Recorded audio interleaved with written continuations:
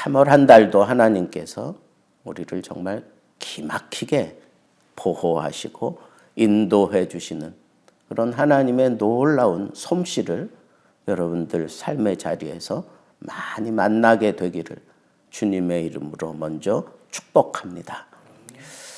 여기 보면 하나님께서 어떻게 우리를 보호하시고 인도하시는가. 지금 이스라엘 백성들 광야 2세대를 데리고 가나안 땅으로 들어가야 되는 그 시점에서 이 광야 가운데에서도 하나님이 너희들을 만나 주시지 않았느냐. 지금 그 얘기하는 거예요. 그 만나 주시는 하나님께서는 너희들을 호위해 주시고 안전하게 지켜준 거예요. 그죠? 호위해 주시는 거예요. 그래서 짐승들이 못 들어오도록 그 장막 안으로 그리고 그 주변에 그 침략자들이 덤비지 못하도록 하나님이 호위해 주시고 또 보호하시고 따뜻하게 그리고 그 서늘하게 구름 기둥과 불 기둥으로 보호해 주시고 여기 보니까 눈동자같이 지키셨도다. 얼마나 순식간에 막 그냥 그런 일들이 우리에게 막 덮쳐와도 그냥 눈동자 지키기 위해서 눈꺼풀이 착착 잠기는 그 신속하게 하나님이 우리를 지켜주시는 그런 하나님이 이스라엘 백성들의 하나님이었어요. 우리의 하나님이 바로 그런 하나님인 것을 여러분들이 이 3월 한 달 동안 아주 강하게 느낄 수 있게 되기를 바랍니다. 또 이어서 이런 얘기예요. 마치 독수리가 자기의 보금자리를 어지럽게 하며 자기 새끼 위에 너풀거리며 그의 날개를 펴서 새끼를 받으며 그의 날개 위에 그것을 엎는 것 같이 그랬어요. 독수리는요, 자기 새끼들을 그 보금자리에 가만 놔두질 않아요. 어지럽게 한다 이 얘기는 뭐예요? 자기 새끼 위에 막 너풀거린다 이 얘기는 깨우는 거예요. 잠자고 있는 그런 새끼들을 막 깨워가지고 그래가지고는 높은 곳으로 데리고 올라가서 그냥 떨어뜨려요. 아직 날개짓도 제대로 잘 못하고 있는 그런 그때 또 손살같이 내려가서 그 새끼를 받아요. 그 날개 위에 그 새끼들을 받아서 엎는 것 같이 그러는 반복 훈련을 통해서 결국은 이 새끼 독수리가 창공을 나는 그래서 창공의 제왕으로서 그렇게 성장해 나가는 것처럼 하나님께서 이스라엘 백성들이 연약할 때 그리고 아주 힘이 없을 때 그래서 뒤뚱거리면서 넘어지고 그럴 때 새끼 독수리처럼 그렇게 참 유약하기 짝이 없을 때 이 어미 독수리가 가만 놔두지 아니하고 계속해서 그렇게 훈련시키는 거예요. 훈련. 이스라엘 백성들이 연약한 상태로 하나님을 배반하고 또 적들과 싸우고 그러면서 또 무너지고 엎어지고 이런 과정들을 겪어갈 때 하나님께서는 그걸 오히려 훈련의 도구로 삼으시고 훈련시키는 거예요. 그래서 바르게 성장해 가도록.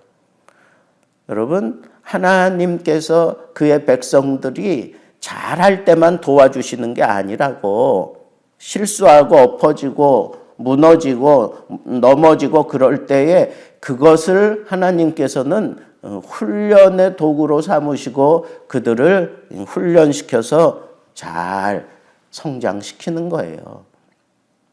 우리 하나님은 그냥 잘하는 여성만 좀 보고 있다가 그래 요렇게 해 저렇게 이게 아니에요.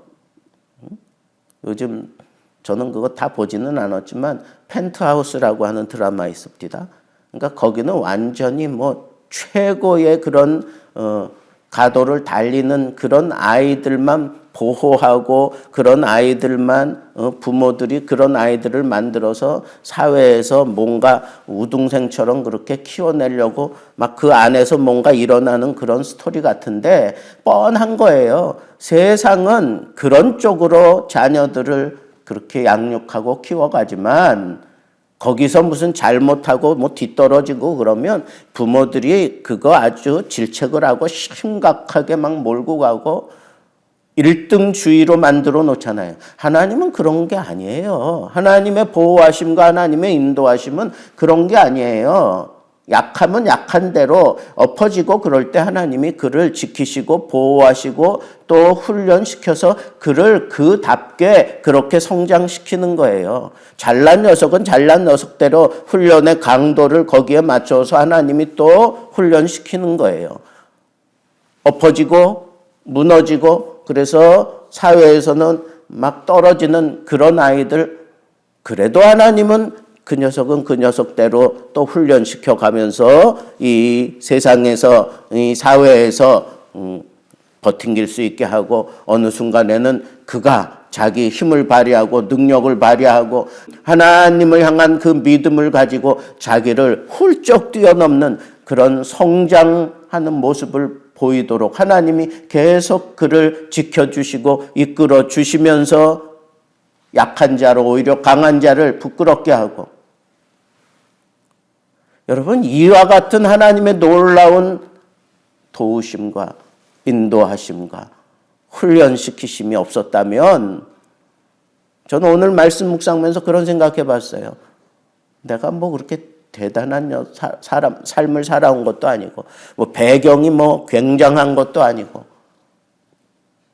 키도 아담 하잖아요.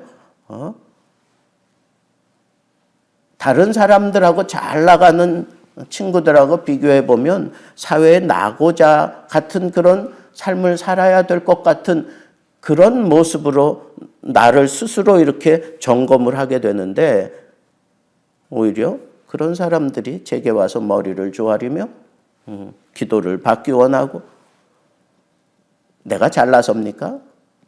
아니에요. 하나님이 지키시고 만나주시고 보호해 주셔서 양육시키셔서 훈련시키셔서 여기까지 이르게 하신 거예요. 그런데 우리가 천국에서 가나안 땅에서 누려야 되는 것들을 이 땅 위에서도 경험하게 하시는 것을 볼 수가 있어요. 13절에 보니까 그가 땅의 높은 곳을 타고 다니게 하시며, 이 얼마나 막 기쁘면 그 산등성이 이런 높은 곳을 타고 다닌다고 그렇게 표현하겠어요.